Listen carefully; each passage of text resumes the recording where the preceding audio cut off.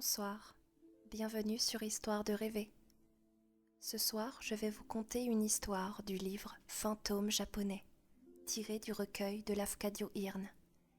Ce livre rassemble de courtes légendes issues du folklore japonais, où esprits, fantômes et créatures surnaturelles côtoient le quotidien, mêlant mystère, poésie et tradition ancestrale. J'espère que cela vous plaira. Très bonne écoute. La réconciliation. Il y avait une fois un jeune samouraï de Kyoto qui était tombé dans la misère à la suite de la ruine de son seigneur et qui fut obligé de quitter sa demeure et de s'engager au service du gouvernement d'une lointaine province. Avant de quitter la capitale, le samouraï divorça d'avec sa femme qui était très belle et extrêmement bonne, pensant obtenir un avancement plus facile en contractant une autre alliance. Il épousa donc la fille d'une famille assez distinguée et l'emmena avec lui dans la province où il était appelé à vivre désormais. Or, ce fut au cours de son insouciante jeunesse et tenaillé aussi par la dure expérience de la misère que le samouraï se méprit ainsi sur la valeur de cette affection qu'il répudia si légèrement. Car son second mariage ne fut pas heureux. Sa nouvelle épouse était dure et égoïste, et il eut bientôt toutes les raisons de songer, avec tristesse, à sa vie passée à Kyoto. Alors, il découvrit qu'il aimait toujours sa première femme, qu'il l'aimait même beaucoup plus, qu'il ne pourrait jamais aimer la seconde, et il commença à se rendre compte combien il s'était montré injuste et ingrat envers elle. Peu à peu, son regret se transforma en un remords qui ne lui laissa point de répit. Des souvenirs de la femme qu'il avait trahie, son doux parler, ses sourires, ses façons d'être mignonne et raffinée, sa patience inlassable, le hantaient continuellement. Parfois dans ses rêves, il la voyait assise à son métier, tissant, comme lorsqu'elle travaillait nuit et jour pour l'aider pendant leurs années de misère. Mais il la voyait plus souvent agenouillée, seule, dans la petite chambre désolée où il l'avait quittée, voilant ses pleurs derrière sa pauvre manche usée. Même pendant les heures de son travail officiel, les pensées du samouraï se tournaient vers elle. Alors, il se demandait comment elle vivait et ce qu'elle devenait. Quelque chose au fond de son cœur l'assurait qu'elle n'accepterait pas d'autre mari que lui et qu'elle ne refuserait jamais de lui pardonner. Et il résolut, en son fort intérieur, d'essayer de la retrouver dès qu'il pourrait se rendre à Kyoto, d'implorer son pardon et de la reprendre auprès de lui, en somme, de faire tout ce qui était humainement possible pour réparer ses torts. Mais les années s'écoulèrent. Enfin, la mission officielle du gouverneur toucha à son terme et le samouraï se trouva libre. Il résolut donc de retourner auprès de sa bien-aimée. Ah, quelle cruauté, quelle folie j'ai commise en divorçant, s'écria-t-il.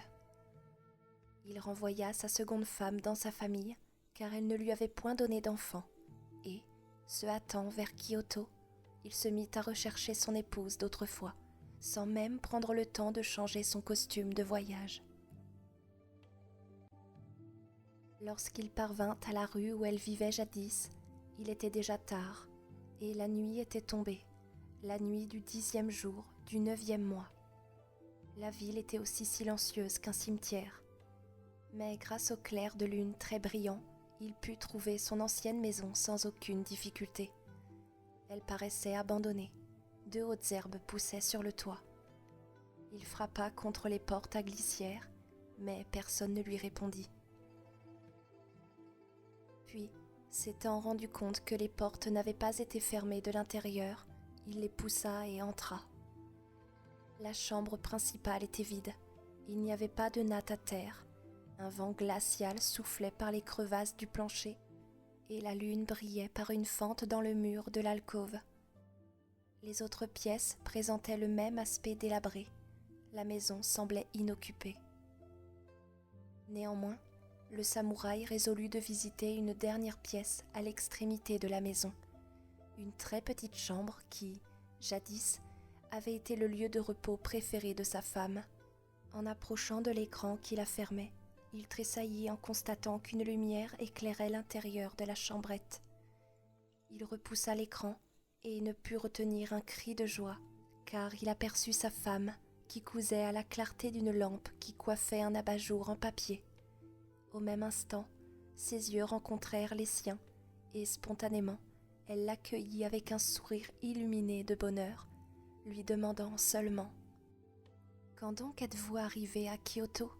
Et comment avez-vous réussi à me retrouver parmi toutes ces pièces obscures ?»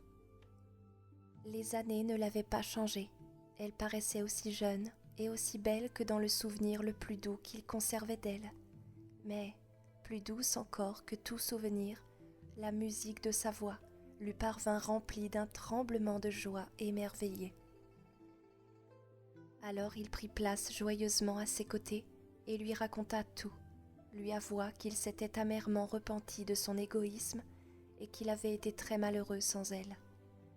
Ah, il l'avait certainement regretté, et depuis longtemps, il s'était promis de s'amender vis-à-vis d'elle, et, tout en parlant, il la caressait et ne cessait de la supplier de lui pardonner.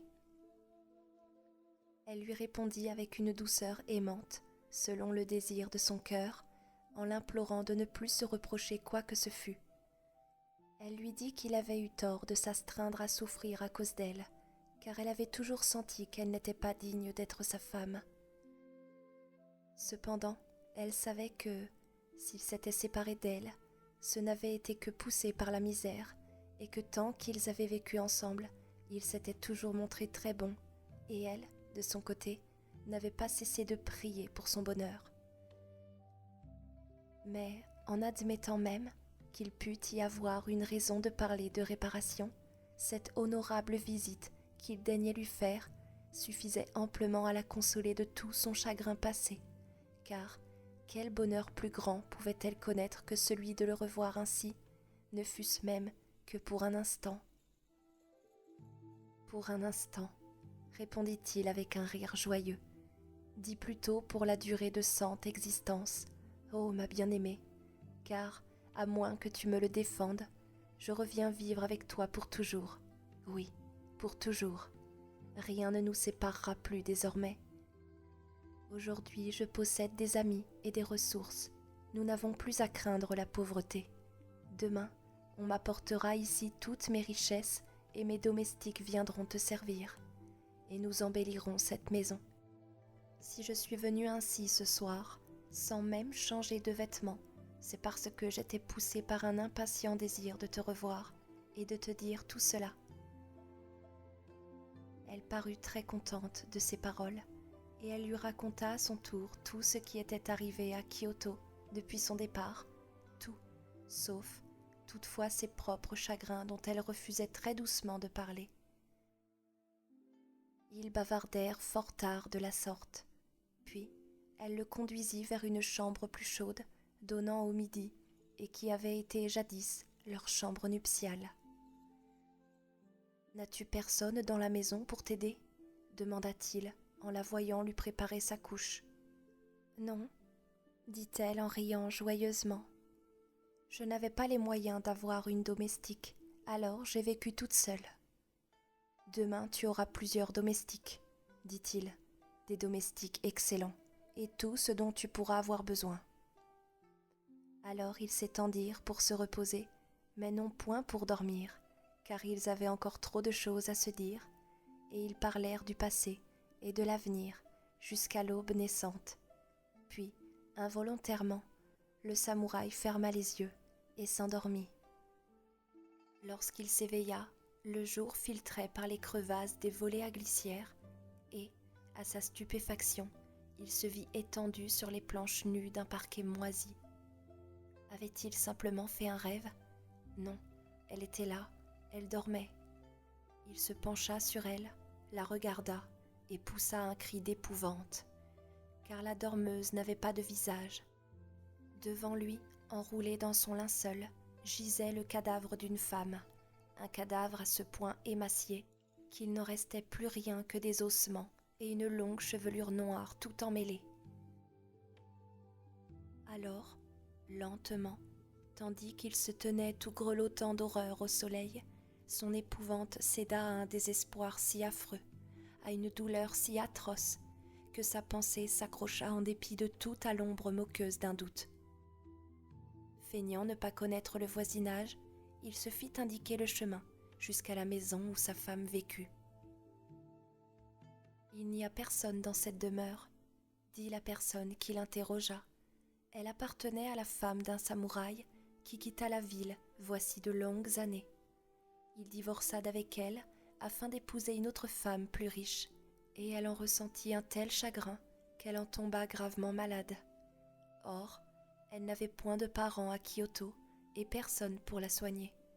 Alors elle mourut à l'automne de la même année, le 10e jour du 9e mois. Et voilà, cette histoire touche à sa fin. Je vous souhaite une douce nuit et à très vite sur Histoire de rêver pour de nouvelles aventures.